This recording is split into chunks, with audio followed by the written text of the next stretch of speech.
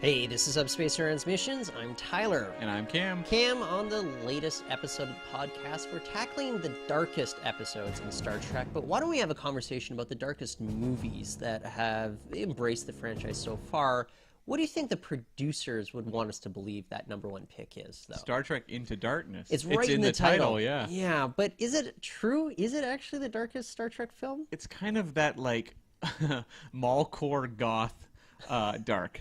It's like what you would see at Hot Topic. Hot Topic It's dark. Hot Topic dark. Okay, cool. You get your fingernails done recently? Any movie that ends with a fight on top of a garbage truck isn't really dark. Well, you're really ruining pretty much every 80s movie that I grew up watching. Men at Work? Yeah.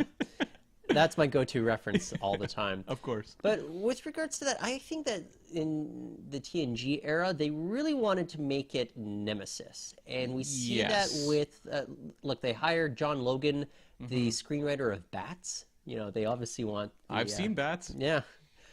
What about the movie? But they hired John Logan to write this script that you've got, say, one Shinzon, who's a very dark and brooding character. You've got He's the dark half of Picard, basically. Exactly, from the dark side of Remus. Yeah. You've got a very vicious telepathic viceroy that once again has to engage with telepathic assault on Troy. Yeah. You also have, well, one of the darkest moments ever with Picard on a dune buggy as well. Ooh. Yeah. But I mean, Haunts my nightmares. In I guess, their own conception, it was super dark. But how about execution with regards to Star Trek Nemesis? I mean, I guess I would probably say it is the darkest of the TNG movies, just because there's a sense of nastiness to it that I think does not exist in the other ones. Like, you can say the Borg stuff is pretty dark in First Contact, but there's something about the ugliness of Nemesis with, the Troy violation you mentioned, but also just like, I think of Shinzon's death, being impaled on the spear and pulling himself along. There's a sense of, like, violence and just, like, visceral horror to scenes like that don't exist in the other movies. Or even just, I guess, the capriciousness with regards to Data's own sacrifice. Yeah, no one cares, not even Geordi. Well, exactly. It seemed as if it didn't really add up to anything, so you kind of wonder why that sacrifice even had to take place, and you're kind of left feeling undone by what you just witnessed there. So plus the introduction of like the Remans, who are very much presented as like horror movie type villains. Like they don't Nosferatu lookalikes. Yeah, exactly. Like they don't have any sort of great depth.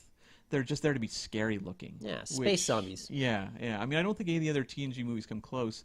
Although Data and Picard's sing-along in Insurrection is pretty dark too. Yeah. What about the TOS era films, though? What would be... Yeah. Because those are...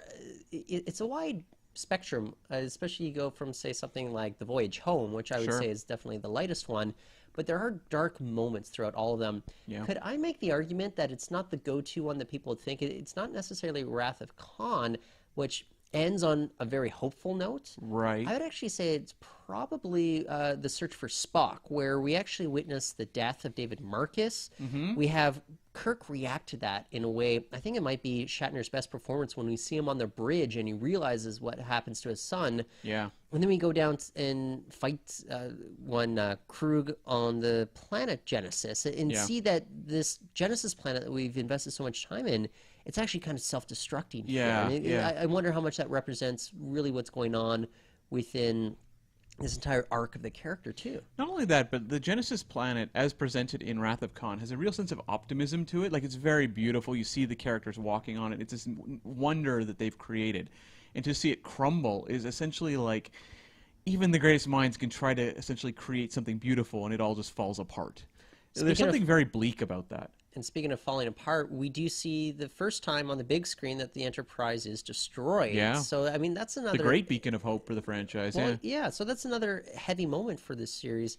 I think it's probably my favorite destruction that we've seen throughout all the movies of the Enterprise. I don't know. Yeah, I mean, Beyond is the only one I think that compares. Just with, I guess the... in terms of technique. But... Yeah, I like the cutting off of the neck in Beyond, but I think this has more of a gut punch for me. Like, in McCoy's line saying that, Kirk, what have you done? You've done the only thing you could have done, which is give us a chance in an impossible situation. Yeah. And I think that really sticks with me quite a bit. I think you could make a bit of an argument for Star Trek V.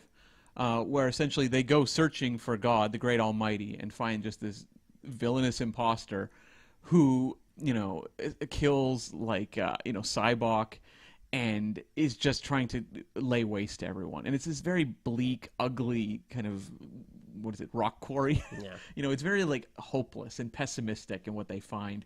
So I mean, I think if they'd followed Shatner's original vision, where they're actually where Kirk's going to hell to save McCoy and Spock, then it might be the darkest. But it's sort of a botched attempt at dark, the current Final Frontier. Yeah, that was the working title for Star Trek Into Darkness. Yeah. The botched attempt.